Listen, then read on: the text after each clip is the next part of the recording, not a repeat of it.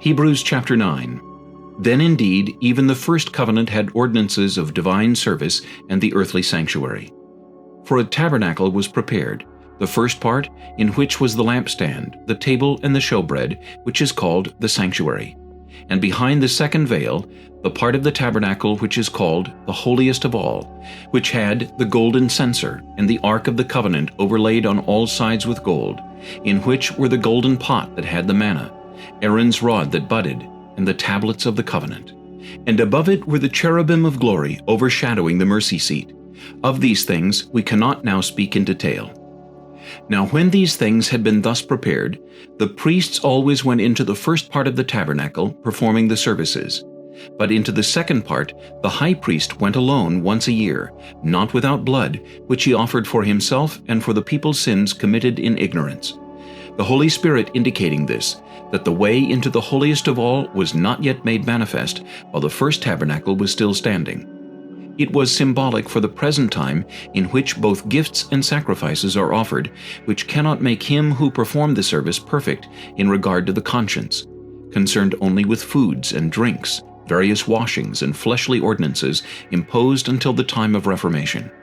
But Christ came as high priest of the good things to come, with the greater and more perfect tabernacle not made with hands, that is, not of this creation.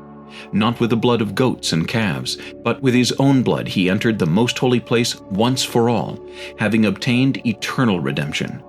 For if the blood of bulls and goats and the ashes of a heifer, sprinkling the unclean, sanctifies for the purifying of the flesh, how much more shall the blood of Christ, who through the eternal Spirit offered himself without spot to God, cleanse your conscience from dead works to serve the living God? And for this reason he is the mediator of the new covenant, by means of death, for the redemption of the transgressions under the first covenant, that those who are called may receive the promise of the eternal inheritance. For where there is a testament, there must also of necessity be the death of the testator. For a testament is in force after men are dead, since it has no power at all while the testator lives. Therefore, not even the first covenant was dedicated without blood. For when Moses had spoken every precept to all the people according to the law, he took the blood of calves and goats, with water, scarlet wool, and hyssop, and sprinkled both the book itself and all the people, saying, "This is the blood of the covenant which God has commanded you." Then likewise he sprinkled with blood both the tabernacle and all the vessels of the ministry.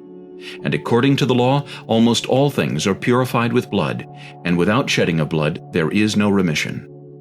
Therefore it was necessary that the copies of the things in the heavens should be purified with these, but the heavenly things themselves with better sacrifices than these. For Christ has not entered the holy places made with hands, which are copies of the true, but into heaven itself, now to appear in the presence of God for us. Not that he should offer himself often, as the high priest enters the most holy place every year with blood of another. He then would have had to suffer often since the foundation of the world. But now, once at the end of the ages, he has appeared to put away sin by the sacrifice of himself. And as it is appointed for men to die once, but after this the judgment, so Christ was offered once to bear the sins of many. To those who eagerly wait for him, he will appear a second time, apart from sin, for salvation.